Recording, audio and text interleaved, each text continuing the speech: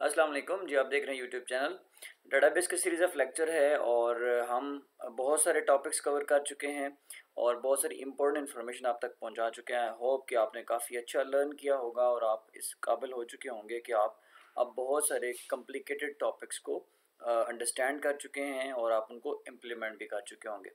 आज जो हमने एक टॉपिक लिया है मोस्ट इम्पोर्टेंट है रिलेशनल डेटाबेस मॉडल के अंदर। इसको एक फंडामेंटल टॉपिक की हैसियत हासिल है। हमने कुछ बेसिक अनोमलीज़ की बात की थी और हमने एक नॉर्मलाइजेशन प्रोसेस को स्टार्ट करने की बात की थी अपने प्रीवियस लेक्चर्स के अंदर। तो आज हम उसी को आगे कंटिन्यू करेंगे। जो आज चीज़ हमारे पास है वो उसी से रिलेटेड है, जुड़ी हुई है। लेकिन ये समझने से पहले आई होप कि आपने नॉर्मलाइजेशन के फंडामेंटल कंसेप्ट को समझा होगा। और आपने अगर वो लास्ट वीडियो नहीं देखी तो मैं उसका लिंक ज़रूर पोस्ट कर दूंगा, आप वो देखिएगा ताकि आपको ये समझ आ सके कि हम ये नॉर्मलाइजेशन प्रोसेस क्यों परफॉर्म करते हैं और हमारे बेसिक पर्पसेस इसके हवाले से क्या हैं। तो आज हम उसी को आगे उस बात को आगे बढ़ाएंगे।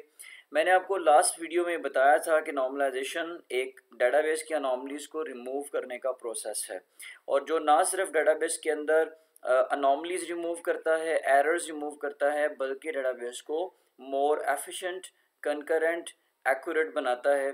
और जो कि डेटाबेस की क्वालिटीज़ गिनी जाती हैं, अगर ये क्वालिटीज़ आप डेटाबेस से निकाल दें तो डेटाबेसेस में और ट्रेडिशनल फाइल सिस्टम के अंदर जो बुनियादी डिफरेंस है वो तकरीबन ख़त्म हो जाता है। और जो डेटाबेस के यूज़र्स का बिलीव है, ऑर्गेनाइजेशनल बिलीव जो इस स्ट्रेटजी के ऊपर है, इस इम्प्लीमेंटेशन के ऊपर है, वो आलमोस्ट ज़ीरो हो जाएगा। तो हमने डेटाबेस की क्रेडिबिलिटी को अगर इंश्योर करना है तो हमें नॉर्मलाइज डेटाबेस दुनिया को प्रोवाइड करने होंगे।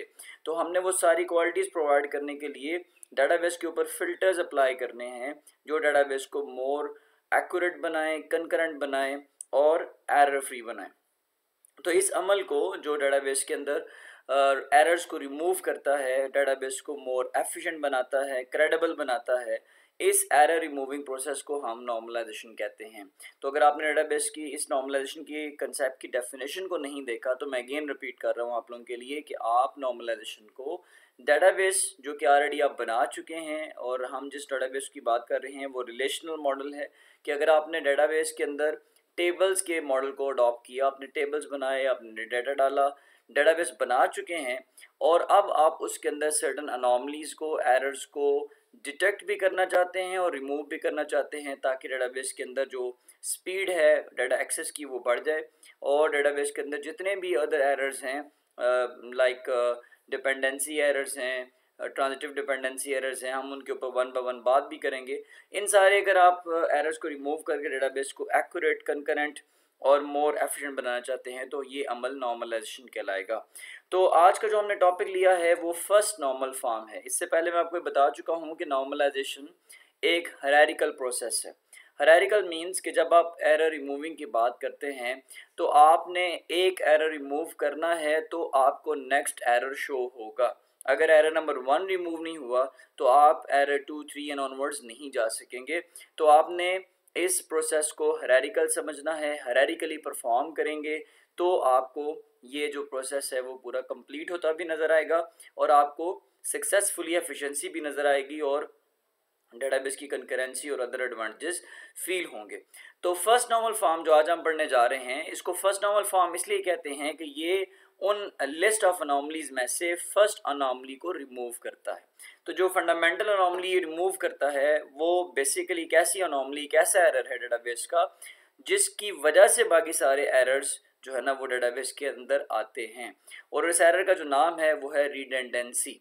तो आज हम फर्स्ट नॉर्मल फॉर्म में ये देखेंगे कि हमने रिडेंडेंसी डिटेक्ट कैसे करनी है, रिडेंडेंसी होती क्या है और हम उसको फाइनली रिमूव कैसे करेंगे। तो सबसे पहले रिडेंडेंसी कहते हैं डुप्लीकेशन ऑफ डाटा को। मैंने आपको डेटाबेस अनोमलीज के लेक्चर के अंदर भी बताया था कि जो आपके पास रिडेंडेंसी है ये बहुत ज़्यादा क्रिटिकल एक एरर है जिसकी वजह से बहुत सारे अदर एरर्स क्रिएट होते हैं। तो रिडेंडेंसी एक ऐसा एरर है जो कि हमने फर्स्ट नॉर्मल फॉर्म में रिमूव करना है। अब मैंने आपको ये तो बता दिया कि नॉर्मलाइजेशन का अमल एरर रिमूव करता है, लेकिन एरर रिमूविंग से पहले हमें एरर को डिटेक्ट करना है। तो सबसे पहले हमने ये समझना है रिडेंडेंसी क्या है। मैंने ये डेफिनेशन बोली कि redundancy is a duplication of data. अब आपके ध्यान में फ़ौरन से ये सवाल आएगा कि जब हम टेबल्स बनाते हैं तो हम अश्योर करते हैं कि टेबल के अंदर हर रो जो है ना वो यूनिक हो, हर रो के अंदर जो वैल्यूज़ हैं वो एटॉमिक हों और वो वैल्यू डुप्लीकेट ना हो रही हों, कोई रो कोई इंस्टेंस रिपीट ना हो रहा हो। तो डेटाबेस के टेबल बनाते वक्त तो रिडंडेंसी ख़त्म कर दी जाती है। अब कौन सी रिडंडेंसी है जो नॉर्मलाइजेशन में हम रिमूव करेंगे?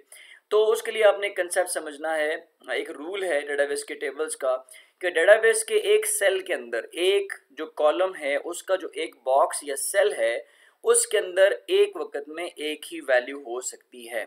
अगर एक से ज़्यादा वैल्यू किसी एक सेल में डाली जाएंगी तो वो आपके पास वो जो सेल है वो एटॉमिक नहीं रहेगा। एटॉमिक मीन्स कि उसके अंदर एक वैल्यू होनी चाहिए जो कि किसी क्यूरी की एक क्राइटेरिया में आएगी और वो क्यूरी के रिजल्ट में आपके सामने शो होगी। अगर एक सेल एक बॉक्स एक से ज़्यादा वैल्यू कंटेन करता है तो वो आपकी क्यूरी के रिजल्ट के अंदर मल्टीपल वैल्यू शो नहीं होती, तो कोई एक सर्टेन रिकॉर्ड शो होगा, कुछ रिकॉर्ड मिसिंग आएंगे। तो इस प्रॉब्लम से बचने के लिए हम ये अश्योर करना चाहते हैं normalisation first normal form process के अंदर कि हर सेल को हमने एटॉमिक बनाना है। तो यहाँ रिडंडेंसी रिमूविंग का मतलब कि आपने डेटाबेस के टेबल्स के सेल्स को एटॉमिक करना है। ठीक है, इसको आप रिडंडेंसी रिमूविंग का प्रोसेस बोलेंगे। अब फॉर एग्जांपल ये एक टेबल आपके सामने है, ये एक एम्प्लॉय का टेबल है जिसके जिसके अंदर जो उसका एम्प्लॉय है नॉर्मली वो अकाउंटेंट एम्प्लॉय है और अकाउंटेंट इन्फॉर्मेशन शो हो रही है जिसमें अकाउंटेंट का अकाउंटेंट आईडी या नंबर है, उसके अलावा स्किल नंबर है, स्किल कैटेगरीज हैं, इसके अलावा प्रोफिशिएंसी नंबर है, accountant name, age, group, city और ग्रुप सुपरवाइजर डिटेल्स मौजूद हैं। अब ये सारा एक अकाउंटेंट से जुड़ा हुआ टेबल है। तो इसमें अगर आप देखें तो हर अकाउंटेंट की यूनिक आईडी है, हर अकाउंटेंट का स्किल नंबर मौजूद है, प्रोफिशिएंसी नंबर मौजूद है, स्किल कैटेगरीज हैं और उसकी personal detail like age, name, city, supervisor number, group number, ये सारे मौजूद हैं। तो बज़ाहिर आपको लगेगा कि यहाँ पे कोई भी डुप्लीकेटेड रो नहीं है, कोई रो डुप्लीकेट नहीं हो रही, उस तरह की ट्रेडिशनल रिडंडेंसी आपको नज़र नहीं आ रही। लेकिन अगर आप गौर करें तो यहाँ पे डेटाबेस के जो कॉलम्स के सेल हैं वो एटॉमिक नहीं है। अगर आप देखें तो स्किल कैटेगरी, स्किल नंबर और प्रोफिशिएंसी नंबर्स, ये अगर आप देख रहे हैं तो ये रिपीट हो रहे हैं। रिपीट इसलिए हो रहे हैं कि देखें जब एक अकाउंटेंट है कोई भी तो ये पॉसिबल है कि उसके पास एक अकाउंटेंट के पास अकाउंट्स की मल्टीपल स्किल मौजूद हों, जो कि यहाँ पे आपको नज़र भी आ रहा है कि एक अकाउंटेंट है जिसका आईडी 35 है, उसका नेम यहाँ पे मेंशन है और उसके पास 3 अकाउंटेंट स्किल्स हैं, लाइक सिस्टम स्किल्स हैं, टैक्सेशन स्किल्स हैं और ऑडिट स्किल्स हैं। अब ये मुमकिन है कि किसी एक पर्सन के पास मल्टीपल स्किल्स मौजूद हों, ये कोई इसमें कोई इख्तलाफ नहीं हो सकता, ये मुमकिन है। लेकिन जब हम डेटाबेस के रूल्स की बात करते हैं और अगर हमने उसमें ये पढ़ा है कि हर सेल एटॉमिक रखना है तो ये इन तीनों जो अकाउंटेंट की स्किल्स हैं इन तीनों को आपने एटॉमिकली शो करना है, ना कि आप एक सेल के अंदर सारी स्किल्स को मेंशन कर दें। तो आपने सेल्स लाजमन एटॉमिक बनाने हैं। आप इनकी तीनों स्किल्स में से किसी भी स्किल को स्किप नहीं करेंगे, लेकिन आप हर रो को एटॉमिक ज़रूर करेंगे। आप इन जब तक इन स्किल्स के सेल्स को एटॉमिक नहीं करते तो आप इसको रिडंडेंसी कंसिडर करेंगे और आप इसको एक ट्रेडिशनल डाटा या एक नॉर्मल डाटा नहीं कह सकते। इस तरीके से जो लास्ट आपके पास नज़र आ रहा है रो नज़र आ रही है उसके अंदर भी जो अकाउंटेंट डिटेल्स है उसके अंदर मल्टीपल स्किल्स मौजूद हैं। तो ये सबसे पहला प्रोसेस हो गया कि रिडंडेंसी डिटेक्ट हो गई। जब भी आप कोई ऐसा टेबल देखें जिसके अंदर एक सेल के अंदर एक से ज़ायद वैल्यूज़ मौजूद हैं तो वो सेल आपका जो है ना वो एटॉमिक नहीं है, उसको आप बोलेंगे कि वो सेल आपका नॉन एटॉमिक है या वो सेल रिडंडेंसी कंटेन कर रहा है, उसको हमने ठीक करना है। अब ठीक करने की तरफ आते हैं। पहला प्रोसेस मुकम्मल हो गया कि हमने रिडंडेंसी डिटेक्ट कर ली, जो हमने फर्स्ट नॉर्मल फॉर्म में सबसे पहले करना होता है। सेकेंडली अब हमने क्या करना है, हमने इस एरर को रिमूव करना है। रिमूव कैसे किया जाता है उसका बड़ा सिंपल मैं आपको रूल बता देता हूँ। उसके 2 तरीके होते हैं।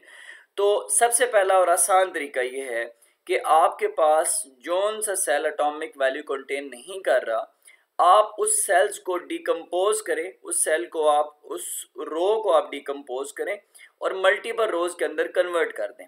जितनी आपके पास एक सेल के अंदर जायद वैल्यूज़ हैं उतनी जायद रोज़ क्रिएट कर दें। लाइक अगर यहाँ पे 3 टैक्सेशन स्किल हैं तो ये एक रो 3 रोज़ के अंदर चेंज हो जाएगी। आप हर एक स्किल को एक अलग सेल एक अलग रो में मेंशन करेंगे, और अगर कहीं पे 2 स्किल हैं तो वो 2 रोज़ के अंदर कन्वर्ट हो जाएंगी। कुछ इस तरीके से कि अगर आप इसको देखेंगे तो ये टेबल यूँ बन जाएगा कि यहाँ पे हमने उसकी स्किल्स को ख़त्म नहीं किया, हमने उनके उसकी स्किल्स के लिए रोज़ ऐड कर दी और उसको यूनिक बना दिया। तो ये आप काम कर सकते हैं सबसे पहले कि आप उसकी रोज़ को एटॉमिक कर दें। ठीक है जी, तो ये एक आप काम करेंगे। उसके बाद दूसरा तरीका ये होता है कि आप इसकी प्राइमरी की वैल्यू को अलग कर दें और आप बाकी वैल्यूज़ को स्किल नंबर के साथ अलग ले जाएं। ठीक है, वो भी काम कर सकते हैं। लेकिन अगर आपको वो तरीका मुश्किल लगे तो आप पहली प्रैक्टिस है वो ये है कि आप रोज़ को अटामिक करने के लिए आप रोज़ को अलग अलग एक रो को डिकम्पोज कर दें मल्टीपल रोज़ के अंदर। तो ये सिंपल मेथड है, इसको आप फॉलो कर सकते हैं। तो इस तरह से अगर आप देखें तो आपके पास हर एक जो आईडी है वो अलग हो गया, हर एक जो उसके पास स्किल नंबर है वो अलग लगा रहा है। अब आप ये नहीं कह सकते कि यहाँ पे 3 दफ़ा उसका अकाउंटेंट नंबर आ रहा है, उसकी 3 दफ़ा उसका नाम आ रहा है, 3 दफ़ा एड्रेस आ रहा है, तो ये डुप्लीकेशन नहीं है। क्योंकि हमने डुप्लीकेशन के लिए रूल पढ़ा था कि डुप्लीकेशन रिडंडेंसी वो होती है जिसमें पूरी रो और किसी और पूरी रो के साथ मैच करे। तो यहाँ पे अगर आप देखें तो जो हमारा अकाउंटेंट है पहला, उसके पास अगर 2 स्किल्स हैं तो उसके पास 2 प्रोफिशिएंसी नंबर्स हैं, 2 स्किल नंबर्स हैं, तो इसकी वजह से वो यूनिक है।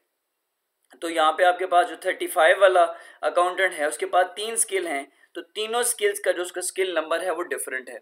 इसकी वजह से उसका प्रोफिशिएंसी नंबर चेंज आ रहा है। तो ये एक आपके पास यूनिक रोज को कंटेन कर रहा है, ना कि रेपिटेशन को। तो ये आपकी फर्स्ट नॉर्मल फॉर्म होती है जिसके अंदर आप basic fundamental rule number 1 apply करते हैं रोज को एटॉमिक बनाने वाला, और आप एक बुनियादी एरर जिसका नाम रिडंडेंसी है उसको रिमूव करते हैं। तो आई होप कि आप इस फर्स्ट नॉर्मल फॉर्म की जो प्रैक्टिस है उसको समझ गए होंगे, इसके अंदर एरर क्या है, इसे रिमूव कैसे करते हैं ये समझ गए होंगे।